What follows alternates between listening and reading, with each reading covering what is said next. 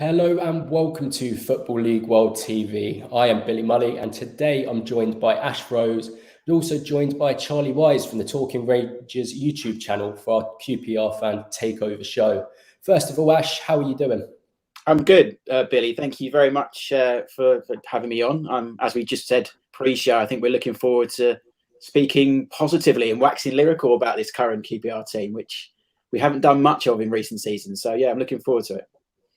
Yes, as you say there, a lot of positivity might come from this show. And Charlie, how are you doing? Yeah, very well, thank you. Just echo what Ash has touched upon there. Done so many of these shows we talk about how negatively QPR started the season or how poor it's been, but it's so nice to this year. It feels kind of freak situation where we get to come on and just talk positively. And looking forward to it and ready to get into it. Yes, well, we'll definitely get straight into it, straight in with all this positivity. And as said before, this is Football League World's QPR Fan Takeover Show, where we'll be assessing QPR's start to the season and discussing any questions that you may have. So if on YouTube, Twitter, Facebook, any questions you want to fire away at these two guys, let us know and we'll get asking the questions. But first of all, we'll take it back to the very start of the season.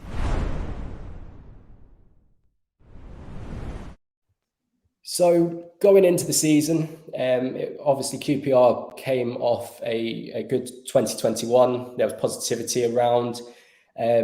Perhaps some people calling QPR dark horses to the extent that they weren't really dark horses going into the season. There was actually an expectation level. So coming to you first, Ash, what did you expect from the upcoming campaign looking back? Yeah, I mean, last season was a very much season of two halves, and as you say, going into this season, we were very much the form team. I know there's many of you would have seen the table that's been floating around social, where I think points just for this calendar year, we are now top, and going into this season, it was only Norwich and Watford, I think, who were above us, who obviously got promoted. So I think there was cautious optimism. I think is the best way to describe it going into this season. That we finished 9th last season, so I think any fan going into a new season with some sort of expectations would expect to finish above that. And if you finish above 9th, then you're almost in the playoff picture. So I do believe that going into the season for me, I'm sure Charlie will sort of say the same, is I thought we could make a good tilt, especially given the signings we made. All 4 of the loanees that we had in January last year came back on a permanent basis. There was definite feeling amongst the fans and definitely myself that we could do something this season, and the playoffs should be the aim. I know there's been some even more optimism that top 2 could even be something we could look at, but it's a very difficult division, as we always know, with the Championship. But definitely going into this season, I thought a top 6 bid was definitely within our grasp. And Charlie, coming into 2021, it was a bit of a tough period for QPR. I think it was nearly 8 or 9 games without a Championship win. Somewhat pressure on Warburton's job, but sort of the loanees that came in, who are now on permanent deals, came in and done a really good job. So in terms of what you expected for the season, was it kicking on after such a good 2021? Yeah, just reiterate what Ash kind of touched upon. Like you say, you want to see progression season to season, 9th, and it wasn't just 9th as well. I think we're only just a couple of points outside of that top 6. There's one point we were 2 points off, and I think the last game or the last couple we fell away, and we kind of realised it wasn't really possible. But like touched upon as well, I'm sure we'll talk about the signings, but it was such a key turning point. And like I said, we snapped them all up, added more in desperate position. I think fullback was an area that QPR really lacked, especially with the system we're trying to play. And when the fullbacks we had didn't really offer too much offensively, and then it obviously didn't allow us to have more players up the pitch in terms of wingers and that kind of take that game. Now we've added in the fullbacks and kind of do more going forward. It's kind of just started to see something a little special brewing, and I think Ash put it perfectly in terms of it was cautious optimism. It was also quietly confident as well. What we've seen in that tail end of the season, and like I say, at 2 halves, it kind of it's been a fantastic start. We kind of carried on from the point we were, and like I say, it's nice to see this. We had a bit of a blip, but we come back from that now, and I think top 6 is, we talk about the top 2, but for me, just getting in that top 6 would be a fantastic season. Yes, well, we are now 11 games in, so we'll discuss about where QPR currently are and what the aspirations are from here.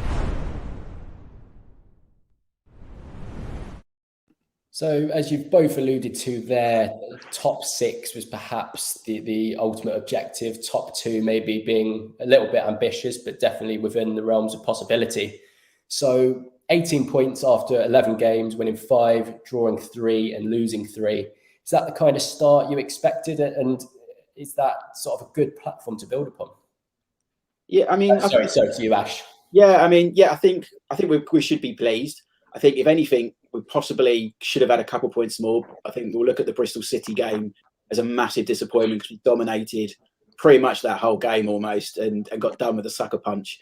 And Naki Wells as well, just to hammer it home, who used to head on loan a couple of seasons ago. But you're going to get those games in the Championship as well. So I think after these times, you look at a team like Coventry and you think, wow, they look at the run they've been on, and you see maybe if we picked up a couple more points, we'd be thereabouts. But I think that's kind of being greedy. I think be in and around the top 6 come, this time of the season, the second international break. It's like we're in the mix. You don't want to fall away too much. And we had that blip, as Charlie said, where Bristol City, and we lost to West Brom and Bournemouth, which again is no big shame, seeing as they're on the top 2 at the moment. But I'm pretty happy that where we are, we're still in that top 6 mix. Big derby ahead of us at the other side of the international break, which will be a massive game. But yeah, I'm pretty happy. I don't know about you, Charlie. Yeah, definitely. I think kind of touch on the point you're kind of making. I don't really think in any game we've kind of been, outplayed from the first minute to the last. We've been in every game, and the ones we have lost, it's been very close. The Bournemouth game, we should definitely have got something from that game, if not all 3. The West Brom, we were kind of on the ropes for a bit of that one, but we were close to getting something from that one. And like the Championship is relentless, and I know every team has obviously got the same fixture schedule, but QPR don't have the biggest squad in terms of depth as well. So and then we had the Everton Cup game where we didn't really rest players for that one. It was straight into it again, and there was always going to be a little point where a bit of fatigue creeps in, and we had the 2 back-to-back defeats. Then we bounced straight back from it, and we're back on. That's hopefully behind us now, and we can carry kicking on. So it's been a fantastic start, and I think that's the problem. Every team has a bit of a blip at some point, and albeit we probably may have another blip, but it's how you recover from that, how you come back from it, and and we've done that, and as well, we're still in the cup. It's been a very enjoyable, and so much optimism, and it's just been enjoyable to watch that team that actually want to play for this club. All the players are cherishing it, and they're enjoying themselves out there. And they don't give in as well. That's the thing. No, definitely not. Down, 3 or 4 times now we've had to come back into a game, and it's not something you can label past QPR teams. Is once we're down, you kind of knew that was the end of the game. Whereas definitely. This Barnsley game, we were 2-0 down. The Preston game last week, we were 2-1 down and 1-3-2. And that pouring rain and that brilliant diving header assist from Lyndon Dykes as well. So this it's like we're Queen's Park Rangers. We never give in, and that's as a fan, that's like the first and foremost you can never. That's what you want. You want to see them always fighting for the shirt, and I think we've got that with this lot. That's certainly traits that you want associated with your football club. But we'll take it back a step and we'll look at the signings that you made during the summer. So perhaps the key thing from it all was that you managed to sign 4 of the loan players that came to QPR in January. You signed them on permanent deals. That was Device, Johansson, Field, and obviously Austin returning as well. So Ash, coming to you, how big were each of those signings? Because they've all sort of played their part in January, and Field suffered somewhat with his injury problems, but sort of regards to the other 3, how impressed have you been with them? It was massive. I think in the summer after the season ended, I think we would have been happy with 1 or 2 on a permanent. I don't think many fans thought going into the following season would get all 4 on permanent deals, given somewhat of the budgets that we're playing with and some of the wages we assume that the likes of Charlie and Stefan were on. But I think they've worked their magic in terms of they've got to give it to the board. They've managed to secure all 4 of these guys. I mean, with Charlie, there's a lot of love both ways with Charlie. He's a modern day legend at this club. So I think he wanted to be back in London. I think he's very settled. His family very settled. He does his stuff with TalkSport and all that. So I think that, helped in our favour that he wanted to be in London. He wanted to be at QPR. So we got that deal done.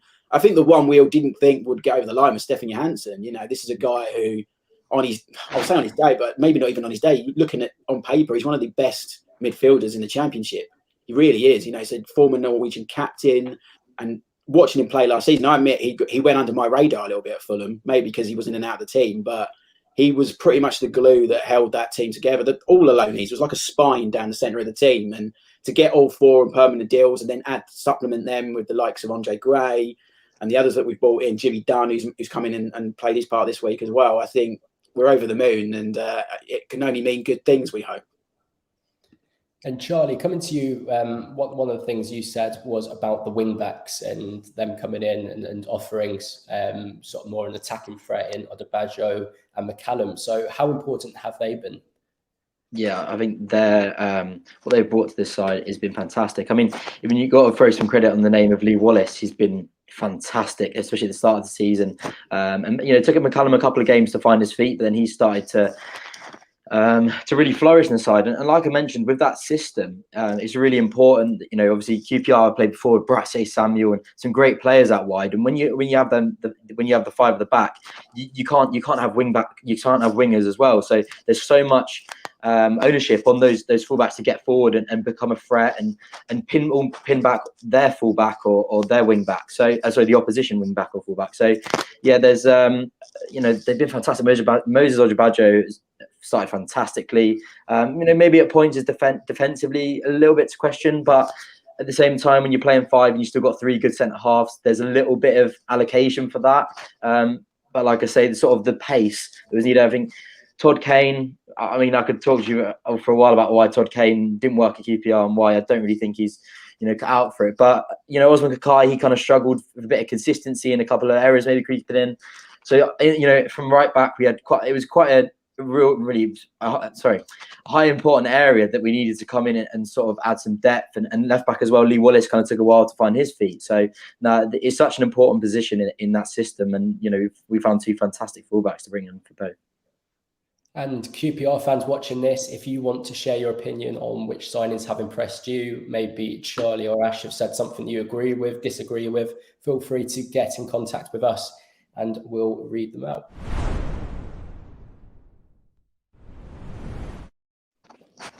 Ash touched on it a little bit there about the impact of Charlie Austin, and we're going to go a little bit more in focus about sort of his start to the season and what we can come to expect of him throughout this campaign.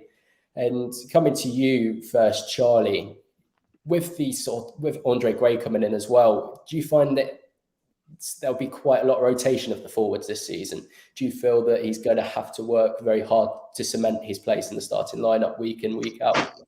Yeah, I think so. I think he has found that it's not been quite as easy. Maybe the start of the season, his performances maybe weren't quite there. Maybe a little bit of fitness that he was lacking. But the thing is, with Warburton, he likes to kind of tailor his side to the opposition. We've seen at points where Charlie Austin and Lynn Dykes are in a good run of form, and he's just gone for Andre Gray up top on his own.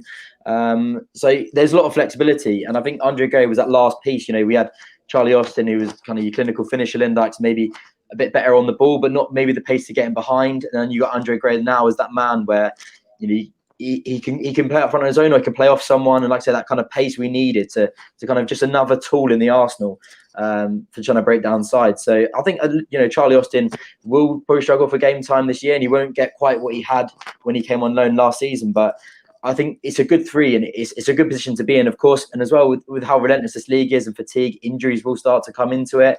And Charlie Austin will always have a place in this side, and it's great to have the healthy competition. But like I said, I think he will be rotating fairly frequently throughout the course of the season.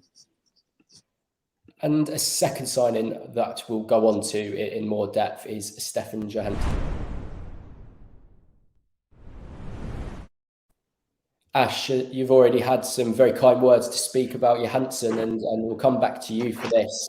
How important has he been, and is he a signing that has sort of the leadership credentials, the intelligence to help guide QPR to what is expected to be a season where you'll be pushing for promotion?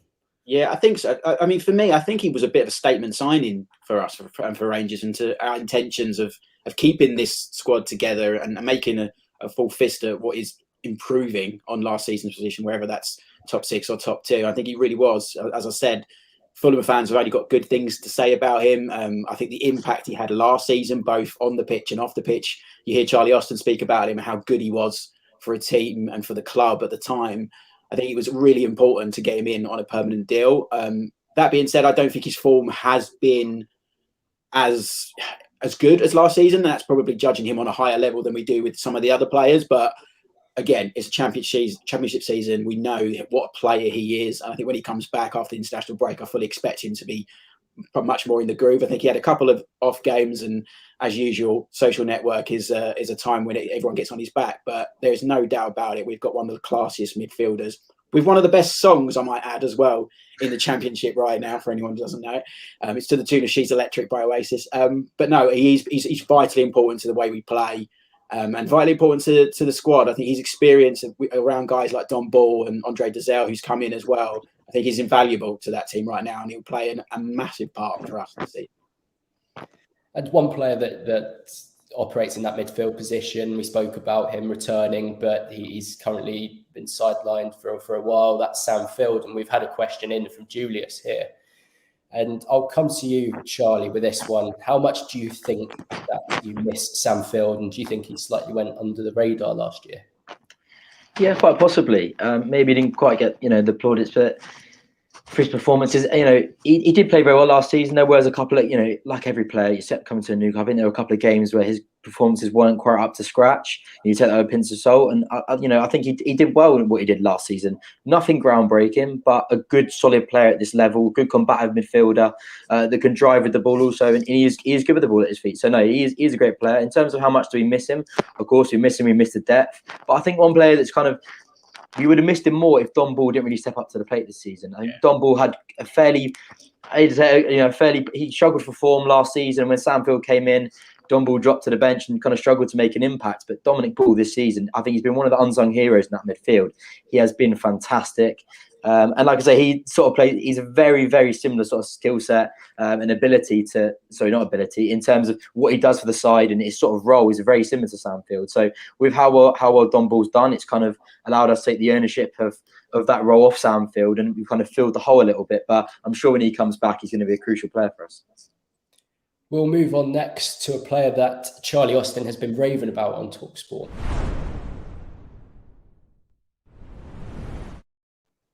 And that player is Elias Chair, obviously the creative spark, the player that gets on the ball and makes things happen. 4 goals and 4 assists in all competitions so far.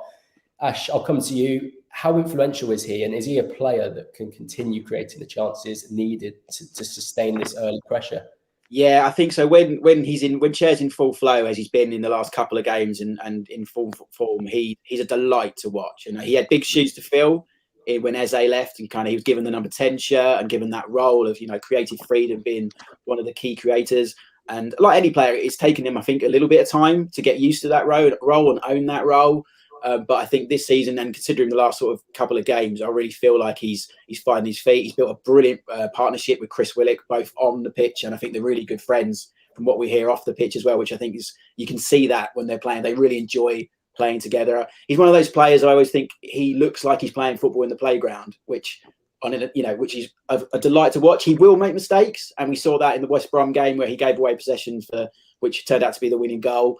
But at the same time, what he does bring to the team is almost invaluable. We haven't really got anyone who can create something like Chair can in an instant, and it's in that line of Eze to Rabs, going back on those number 10 shirt. And I think he can go on to bigger things. I just hope it's in a QPR shirt for the moment, but he will be one if we didn't get promoted this season. I'm sure all eyes would be on next summer for a move. So let's hope we see him a long time in a hoop shirt, because I'm really enjoying the work he's doing. And I'm sure he's on international duty right now, speaking to Adel Taarabt, and they're swapping some stories about Loftus Road. So it's the Moroccan magicians are flying high in the QPR right now.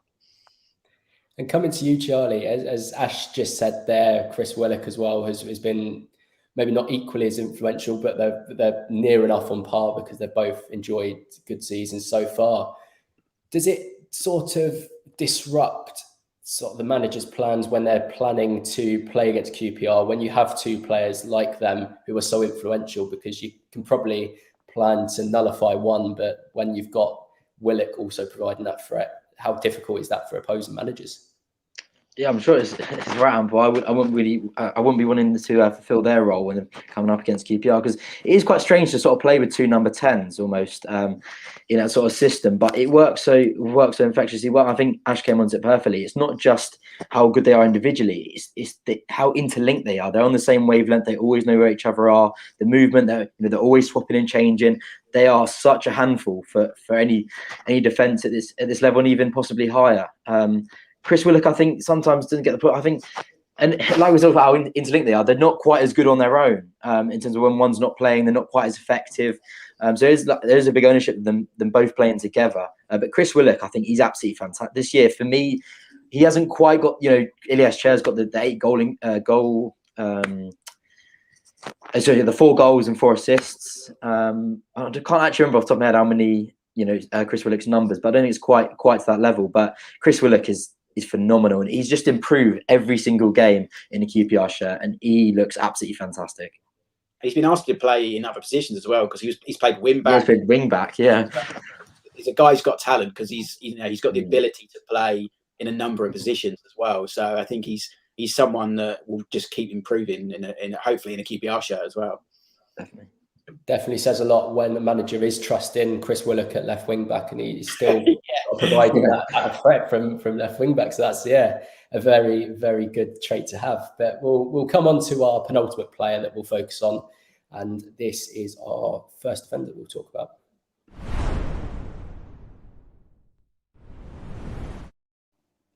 So Rob Dickie is a player that has started the season tremendously. Obviously a physical presence, but also has the ability on the ball, composed, and also it's shown that he can get forward and score some absolutely wonderful goals. So how high, Ash, do you think his ceiling is? Is he a player that can hit the heights of the Premier League and even beyond? I think so, yeah. I think as you said there, the fact that he's kind of a hybrid of a defender, where he can get stuck in and do the dirty stuff and be that, which you sometimes need in the Championship where there's so many games.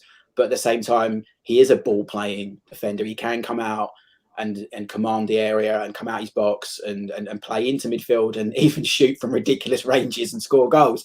So he has got a lot about him. I think he definitely can play at a higher level. It wouldn't surprise me if he was talked about in maybe 2 years' time as international level as well, because I just think there are some people who can read the game and play the game, and that are just have got that extra something about them, especially in a defensive centre-back role as well. I think Rob Dickie's definitely got that. Again, still learning. This is only his second season in the Championship, so he's still learning. But we know there's been scouts looking at him. Newcastle were linked in the summer, and he's that old-fashioned term of a Rolls Royce of a defender. I look at someone like Rob Dickie, and that's kind of how I describe him. He's a classy defender, and boy, has he got a rocket in those boots as well, which is just another threat we have going forward in this Queen's Park Rangers team.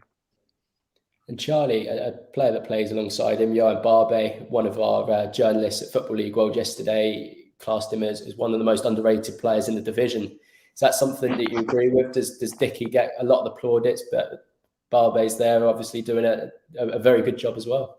Yeah, definitely. I think Johan Barbe, he's always done well in a QPR shirt. He's one of those, you know what you're going to get from Johan Barbe. You get a 6 or 7 out of 10 performance.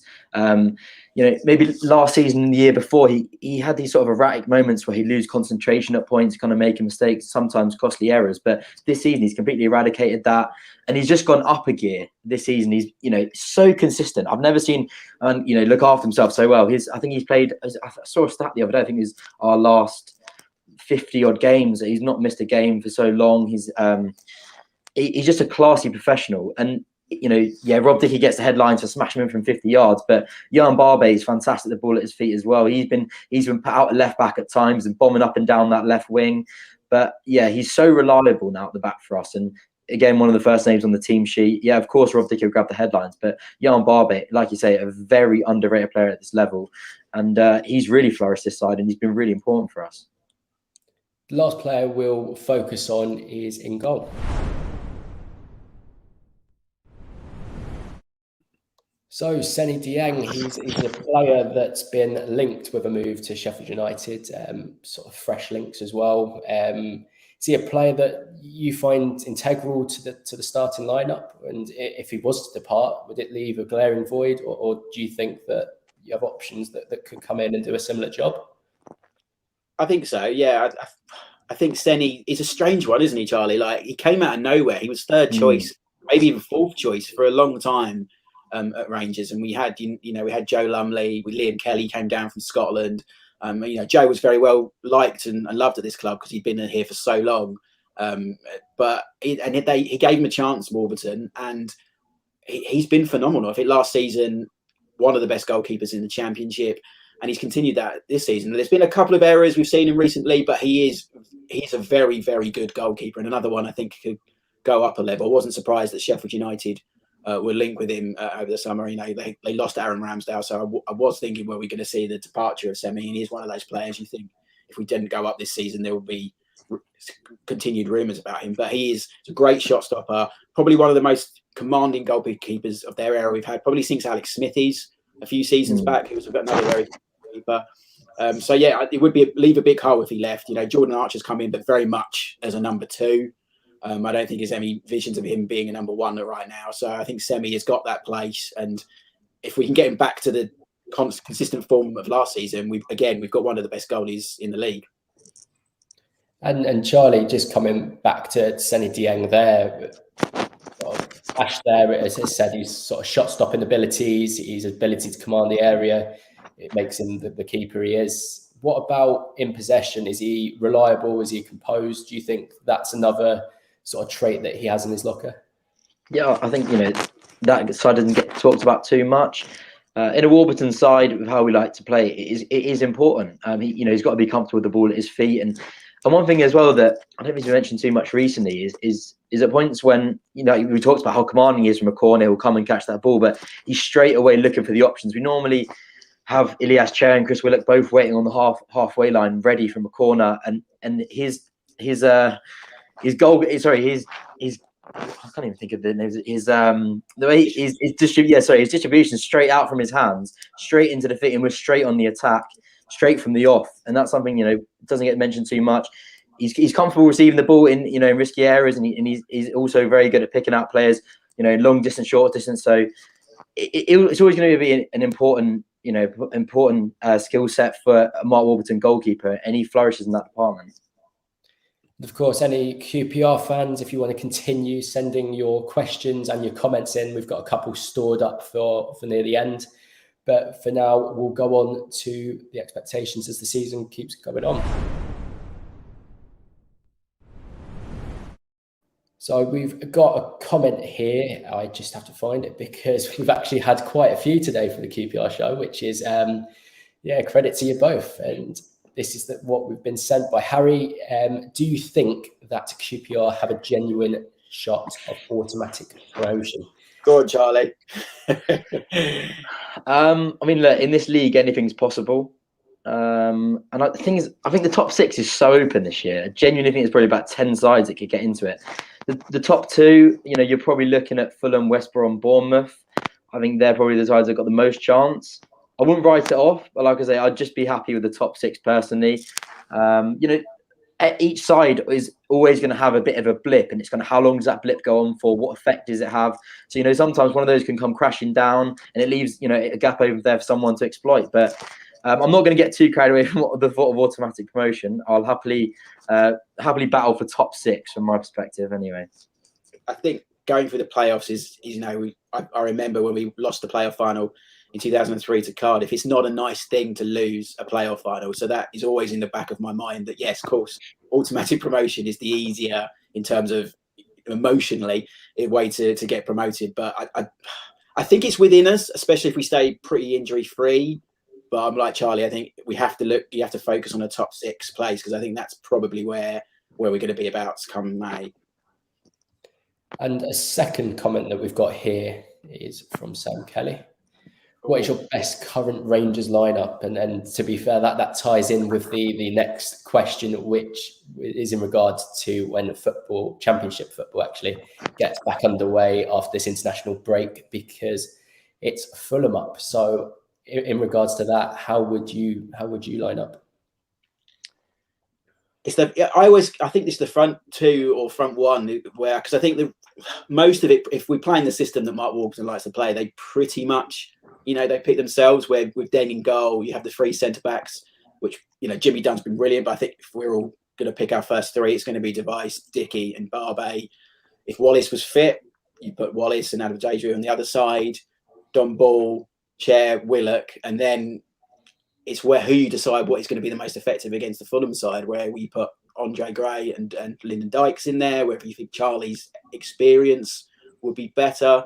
I think for a game like that, I think Charlie would be bang up for it because he knows the game, knows the club, he knows what the game means to the fans. He's a wind-up merchant, which we know, which is, sometimes we need that. You need a nastiness in this team, and this QPR team have been too nice for too long. Having Charlie come in January was a big impact because we had someone, a talker, a wind-up guy, that you need that. So I'd be tempted to go with Charlie, but I wonder if Warbs will think on the break, Charlie, we might have Andre Gray like we did against West Brom. Possibly go that route. I don't know what you think.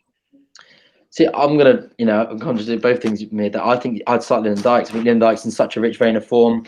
I think he's the most well-rounded of the three. I think Charlie Austin's the man for me to bring on in the last half an hour or so. But for me, I'd start Lyndon Dykes. I think his build-up play, his control, his how he can hold the ball up. He can get in behind. He is mobile. He works hard, and he's a threat. He's got the confidence at the moment. He's scoring goals. So for me, he's the man I would go to lead the line. But I'd be happy with either of them, to be honest. And would you both say that you're confident of getting a result against Fulham? I know it's early and it's hard to say that against a very good side, but it's on Sky as well, which Rangers don't like to turn up when the Sky TV cameras come down. I don't know what happens to this Queen's Park Rangers team. You can build them up all you like. It seems to have an effect on them, and it's not normally as positive as we'd hope. So it's Saturday lunchtime's a bit different. It's usually the Friday night games, I fear, when Sky come down. But yeah, I think we've got it in with this team, especially to go there and get a point. If we, all three would be amazing. But I think anywhere in the Championship, you take an away point, but especially in a West London derby. So I would be happy with a point. I think that's well within our grasp, especially if we didn't mention Johansson there, which he would naturally walk in if he's fit and ready to go as well. So, Charlie, would you take a point? I think I would. Yeah, I'd take a point. The thing is, I back us against any side in this league. I think there's no reason not to. We've not been outplayed. We played the top opposition away from home, West Brom and Bournemouth. We should have probably got something from both of those games. So I don't really fear anyone. I think at this level and at this in this league, anyone can beat anyone. So we've got the confidence. Another good win again, coming from a behind position. So now I'm backing us to get something from the game. I'm hoping the 3, but I'll take the point. Expect goals. Yeah, expect goals. That's just every game of QPR at the moment. Yeah, as you say there, I think it's only behind Fulham in terms of goals scored this season. So yeah, and we're on some mad run. I can't remember the stat exactly. The QPR stats on Twitter will have it, but games consecutively scored in. I think we've scored more for the first time since the 60s. We're on a run where we scored in consecutive games. So I wouldn't back a 0-0. Definitely not. Till the highest scorers teams come in to play each other when Championship football returns.